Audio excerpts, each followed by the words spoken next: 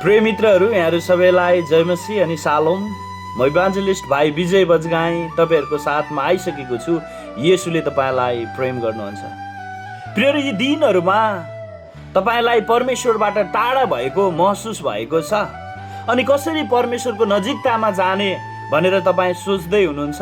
निराश नहुनुहोस्।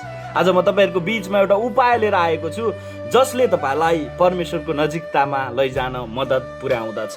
तपाईँले यसरी प्रार्थना गर्नुहोस्। पवित्र धर्मशास्त्र बाइबलले हामीलाई बताउँदछ, यिर्मया 29:13 पदमा यहाँ यसरी लेखिएको छ, जुन कुरा म पढेर तपाईँहरूलाई सुनाउन गइरहेको छु। जब तिमीहरूले आफ्ना सारा हृदयले मलाई खोज्नेछौ तब तिमीहरूले मलाई खोजेर पाउनेछौ। आमेन। तपाईँ आफ्नो सारा हृदयले परमेश्वरलाई खोज्नुहोस्। तपाईँ कठिन परिस्थितिमा, समस्यामा तपाईँ भएर जाँदै हुनुहुन्छ भने आज म तपाईँलाई एउटा उत्साह दिन चाहन्छु। त्यो कठिन परिस्थितिभित्र पनि तपाईँले परमेश्वरलाई खोज्नुहोस्।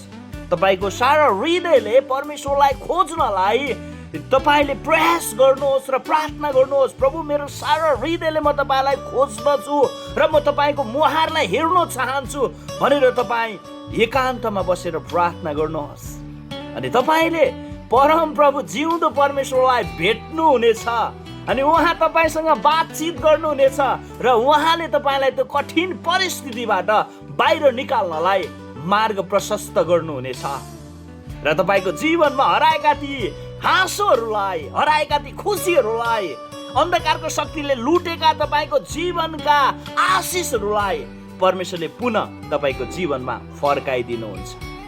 यसकारण तपाईँले यसरी प्रार्थना गर्नुहोस्। तपाईँको सारा हृदयलाई परमेश्वरलाई खोज्नलाई तपाईँले प्रयास गर्नुहोस् र प्रभुको नजिकतामा जानुहोस्। प्रभुले तपाईँलाई सहायता गर्नुहुन्छ र उहाँ तपाईँको नजिकतामा आउनुहुन्छ। परमेश्वरले यहाँहरू सबैलाई प्रशस्त मात्रामा आशीर्वाद दिनुभएको होस्।